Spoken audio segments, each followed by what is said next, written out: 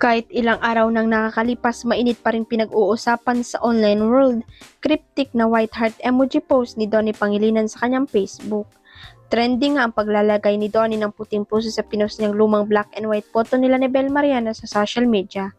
Marami ang kinilig pero marami ring fans ang nasad dahil mukhang totoo na nga raw ang balitang last movie na ng Don Bell, ang pelikula nila na malapit nang ipalabas.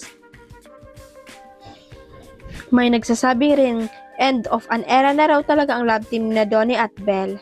At dahil super curious nga ang memang fans, nag-research talaga sila kung ano ba talaga ang meaning ng white heart emoji sa social media.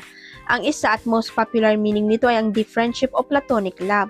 Komento tuloy ng mga atribidang tambay sa cyberspace, swak na swak nga raw sa Don Bell ang white heart emoji ni Donnie dahil friends lang naman daw talaga ang magka-love team kahit pa maraming nagdidilulo na magjowa ang dalawa.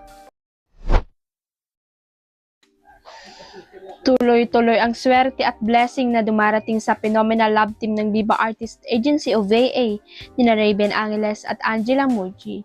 Pagkatapos nilang mapukaw ang puso ng mga manonood sa Wattpad series adaptation ng Seducing Drake Palma at mas nakilala bilang Viva Fast Rising Love Team sa kanilang big screen movie na A Werewolf Boy nitong January.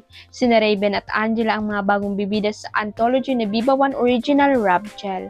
Ang unang episode ay mapapanood na sa May 15 kung saan patutunayan nila uli ang kanilang versatility as actors.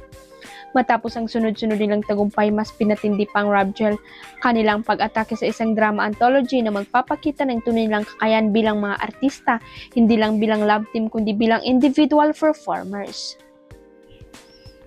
Sabi ni Raven, sa naganap na medya ko ng Viva One Original Rabgel, excited ako kasi bawat episode ibang Raven ang makikitin nila, hindi lang ako nakabak sa isang role.